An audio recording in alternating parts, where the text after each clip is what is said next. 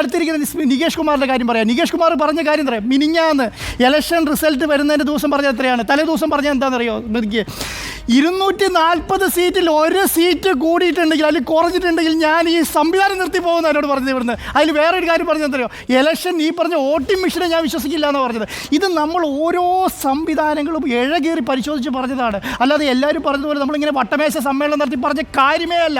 എല്ലാം കഴിഞ്ഞ മാർച്ച് 15-ാം തീയതി തുടങ്ങിയതല്ല. അതുപോലെ തന്നെ സുജിയുടെ കാര്യം പറഞ്ഞാൽ ഈ BJP കേരളത്തിൽ അക്കൗണ്ട് തുറക്കും എന്ന് പറഞ്ഞത് വെറും വാക്ക് പറഞ്ഞതല്ലാന്ന്.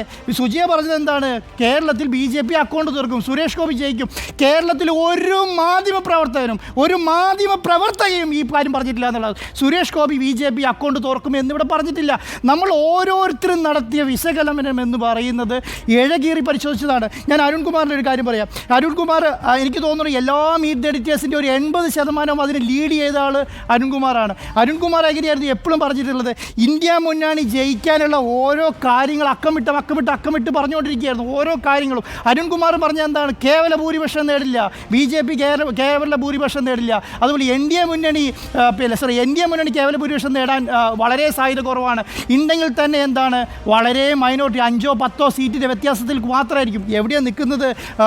ടോട്ടൽ നമുക്ക് കാൽക്കുലേറ്റ് ചെയ്യുമ്പോൾ എത്രയാണ്? 295-98 നിൽക്കുകയാണ് എന്ന് പറഞ്ഞാൽ കഴിഞ്ഞ പ്രാവശ്യം BJP 303 എത്തിയ സ്ഥലത്തേക്ക് എത്തിയിട്ടില്ല. എന്തുകൊണ്ടാണ് സ്മൃതി? അതിലേക്ക് വരാം ഞാൻ. എന്തുകൊണ്ടാണ് നമ്മുടെ കയ്യിൽ അധികാരം കിട്ടിക്കഴിയുമ്പോൾ നടക്കുന്ന, അത് എല്ലായിടത്തും നടക്കുന്നുണ്ട്, ഞാൻ പറയുന്നത് കേരളത്തിൽ നടക്കുന്ന കാര്യമാണ്. അധികാരം കിട്ടിക്കഴിയുമ്പോൾ എന്ത് ചെയ്യും? നമ്മൾ ആരാണ് ജയിപ്പിച്ചത് നമ്മൾ മറക്കും. ആർക്ക് വേണ്ടിയിട്ടാണ് നമ്മൾ ജയിച്ചതെന്ന് മറക്കും. എന്ത് അധികാരമാണ്? ജനങ്ങളെ സേവിക്കാനുള്ള അധികാരമാണോ, ജനങ്ങളെ ദ്രോഹിക്കാനുള്ള അധികാരമാണോ നമ്മുടെ കയ്യിൽ കിട്ടിയെന്ന് പറഞ്ഞു? ഇങ്ങനെയുള്ള കാര്യങ്ങൾ വെച്ചിട്ട് അതിനനുസരിച്ച് പെരുമാറും. എന്താണ് കേരളത്തിൽ LDFന് സംഭവിച്ചത്? ഒരു സീറ്റിലേക്ക് ഒതുങ്ങി, ഉണ്ടായിരുന്ന സീറ്റ് പോയി. ഒരു മന്ത്രി രാജിവെച്ചിട്ട് ഇപ്പം MP ആയി എന്നുള്ള അവസ്ഥയെത്തി, ഒരു സീറ്റിലേക്ക് ഒതുങ്ങി. അപ്പം ഞാൻ പറയുന്നത് BJP അക്കൗണ്ട് തുറക്കില്ല എന്ന് കേരളത്തിൽ പറഞ്ഞ സ്ഥലത്ത് ഒരു BJP MPയും ഒരു CPM MP ഇടതുപക്ഷത്തിൻ്റെ MPയുമായി മാറി. അപ്പോൾ ഇതെന്താണ് സംഭവിക്കുന്നത്? അധികാരം ഇതാണ്.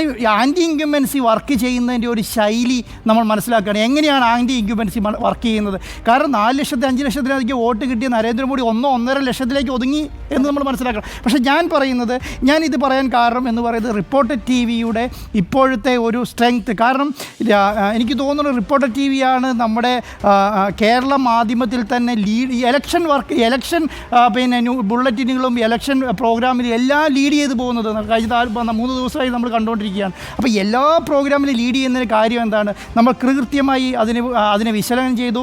എങ്ങനെയാണെന്ന് മലയാളിക്ക് നമ്മൾ ബോധ്യപ്പെടുത്തി കൊടുത്തു. ആ ബോധ്യപ്പെടുത്തിൻ്റെ ഏറ്റവും വലിയ ഉദാഹരണമാണ് ഇപ്പോൾ വന്ന ഇലക്ഷൻ റിസൾട്ട് എന്നാണ് ഞാൻ വിശ്വസിക്കുന്നത്. സ്മൃതി.